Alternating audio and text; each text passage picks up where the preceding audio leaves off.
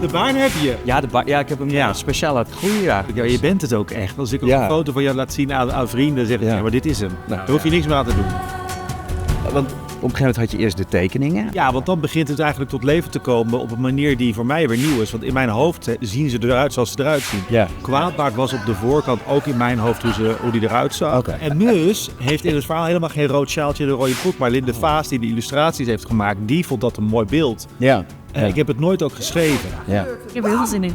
Omdat het een meisje is die held kan zijn. En dat heb ik toen ik jong was niet echt gehad. De boeken die ik las gingen vaak over mannen, jongetjes en die waren stoer. Ja. En nu is het een meisje en dat vind ik wel heel leuk. Mus staat gewoon voor alles doen wat je vindt dat goed is. Ja. Dat is voor mij wel wie Mus is. Ja. Er gaan denk ik extra dingen komen, maar ook misschien wel dingen korter gemaakt worden of weet ik veel. Ja, gaan dingen uit moeten, ja, dat tuurlijk. is ook wel spannend. Maar dat vind ik niet erg. Het is geen boek, het is een toneelstuk, het is een musical. Ja. En daar speel jij de hoofdrol in. Ja, leuk, zin in. Wordt echt heel tof.